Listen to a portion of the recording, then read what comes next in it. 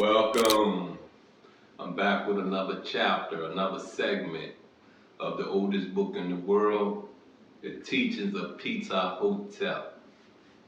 Anywho, please go like, subscribe, follow, comment. Don't run it up for me. Run it up for us. This message need to be trending. This message need to be viral. Fix your life. We all need to fix our life. And when I say all, I'm talking about as a whole. Every living creature, every living, breathing heart need to fix their life. If you take your time in your life and stop putting your time in your mouth in other people's lives, focus on you, probably be a better place. Anywho, I am the nasty pastor. We left off reading about duties of the great. This particular title, we're getting into the test of friendship. Now I'm going to put this book down for a minute and I'm going to explain to you why I used to test my friends. And I only had, to be honest with you, I would say one genuine friend, a lot of associates. Got me? But by the time I reached a person that classified their self as a friend, I've been through multiple associates. So it was easy for me to understand why I consider you a friend, why you consider me a friend. The same thing he gave, I gave. Anywho, let's get into this. Once again, like I said, the title of this chapter is The Test of Friendship. Bend thy back unto thy chief, thine overseer in the king's palace, for thine house dependeth upon his wealth, and thy wages in their season. How foolish is one that quarreleth with his chief, for one liveth only while he is gracious. Plunder not the houses of tenants, neither steal the things of a friend, lest he accuse thee in thine hearing. Which thrusteth back the heart, if he know of it, he will do thee an injury. Quarreling in place of friendship is a foolish thing. Now, in high school, this dude named Gerald Tweedy. Reason I'm speaking on this is because of the paragraph I read. You know, this part right here, it says,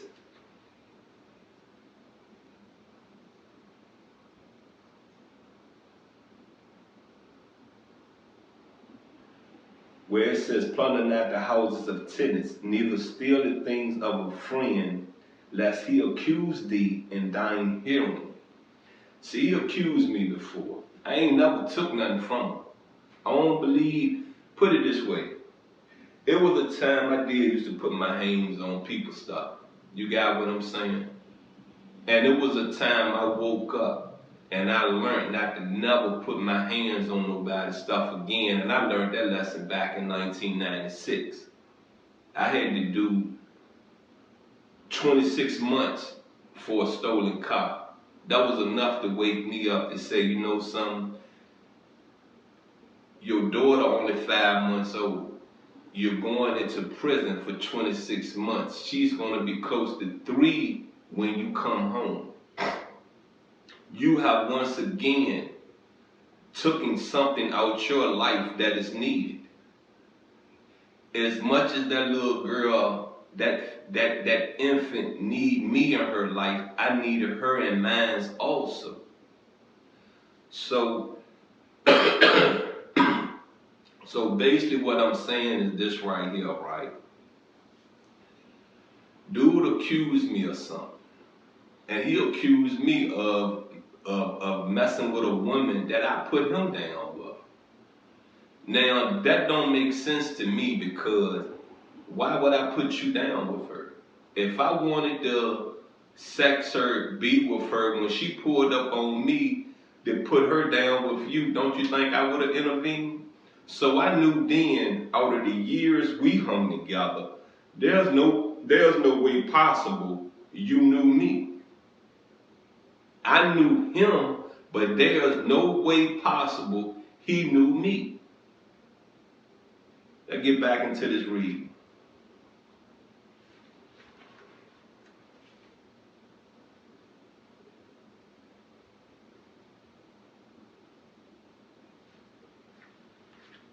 (32) Concerning contentions. 33. If thou wouldst seek out the nature of a friend, ask it not of any companion of his, but pass the time with him alone, that thou injure not his affairs. Debate with him after a season. Test his heart in an occasion of speech. I'm going to pause right there. See, I put something in the world to a guy named Montana I met in Fredericksburg, Virginia. Then I put something in my brother's ear. You know, this was probably like 2015. Yeah, about 2015. I put something in my brother's ear about the guy named Andre Shelton that I call a real friend. And basically what I said is that I had to curve him sometime. Now the way my brother or Montana delivered this to Andre younger brother, Lance Shelton, is some BS. You got what I'm saying? So the way it was delivered is that basically I'm tricking him into friendship. No, the reason I have to curb you sometimes on my BS, because see, if I'm out cheating and cuz knew all my girlfriends, you got what I'm saying? If I'm out cheating, why do I need you in my BS? Why do I need my woman to look at you differently? Because see, that puts you in a dark light. So it's some things that went on in my life that I would say, hey, cuz, you know what I mean? I'm going to do this, blah, that, bam, this, bam, that. You got what I'm saying? And that's the information he knows to protect him from the BS I'm out doing. See, I've been told him a long time ago, some things that you do, I don't never want to know about. Because see, if I don't like his girlfriend, I don't like the woman he with, if we ever have a disagreement, if we ever have an argument, I'm going to hurt her feelings. I'm going to let her know you a piece of, you got what I'm saying? I'm going to let her know all you is a cum sucking, you got what I'm saying? I'll lay it all out for her so she can keep on moving. You feel me? I hit you in the white meat. I cut you in the white meat. Shut you up. You got me? So there's things about him I knew because he told me. There's things about him he wanted to tell me, and I said, leave it alone. Leave it alone. I don't want to know about it. I don't want to know nothing about it because already the way the conversation going, there's BS in it that if someone comes to ask me about it, I ain't going to lie to them. Like I said, once again, if me and his woman was to get into a disagreement or an argument, I'm going to let her know the truth. Point blank, period. Whether he like it, whether she like it. That's just how I am. That way I never like to be close to any of my associates or friends' women. I just never did. Cause see, the association between me and Gerald Tweedy, his woman lied on me. His woman lied and said I told her what he was out doing. And 9 times out of 10, it was probably either my brother or it probably was my cousin George that told her. They like that. You got what I'm saying?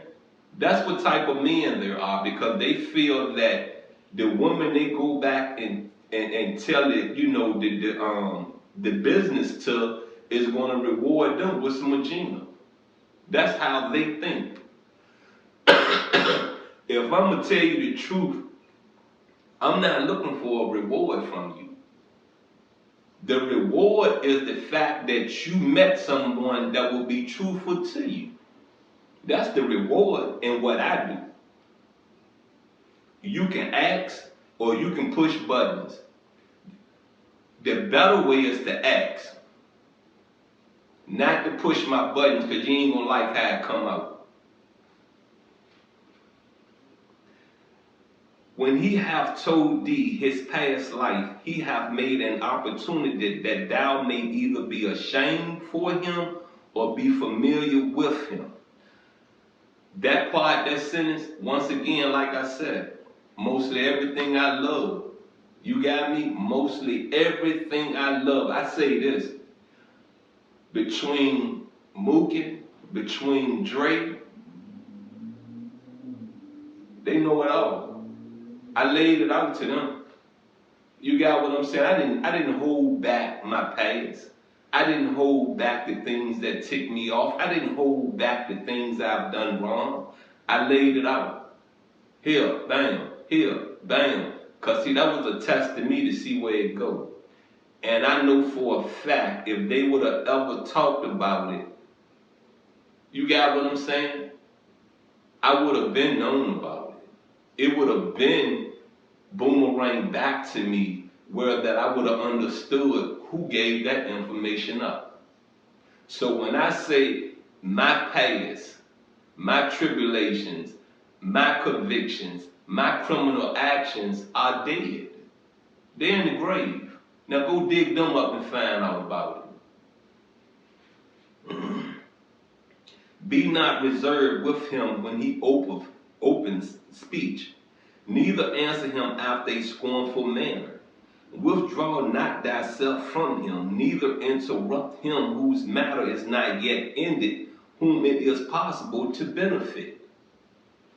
Friends don't argue. That's one thing I didn't do with Gerald Tweedy. That's one thing I didn't do with Kenneth Bailey. That's one thing I definitely didn't do with Andre Shell. You may think I'm an argumentative person. I'm not. Arguments lead to me wanting to put my hands on you. Arguments to me leads to me wanting you from around me. Move. Please move.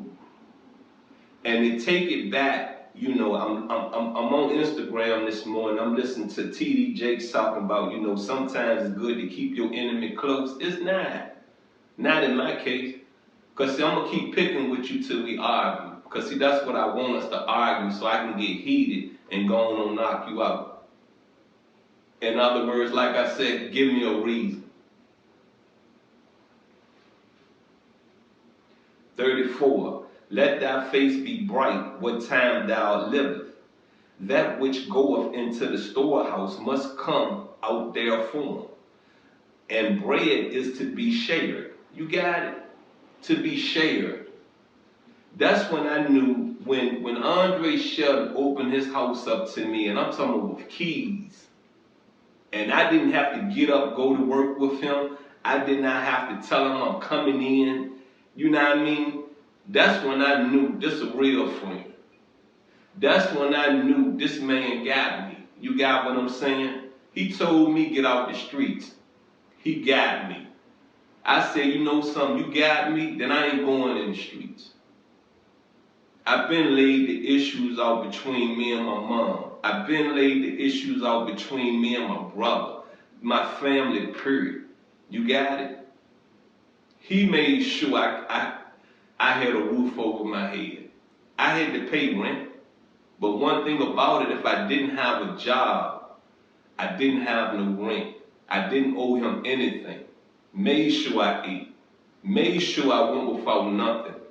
You got it? That's a friend. And in return, he knew. He knew. He tested me one day because he knew I didn't like Aunt Barbara that much.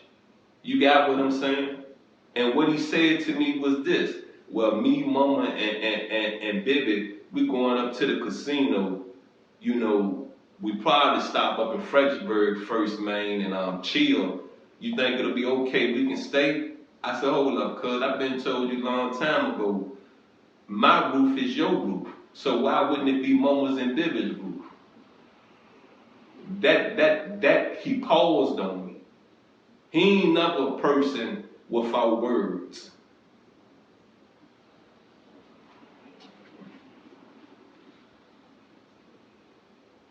He that is grasping in entertainment shall himself have an empty belly. He that causeth strife cometh himself to sorrow. Take not such an one for thy companion. It is a man's kindly act that are remembered of him in the years after his life. See, I don't need no new friends. You got what I'm saying? Because ain't nobody going to compare to it. You understand me? There ain't nobody going to compare to it. Yeah, things rough. I can call Mama up. Mama, I need somewhere to go. I need a roof over my head. Well, come on, Nas. But how long it's going to last is what's in the back of my mind. You feel me?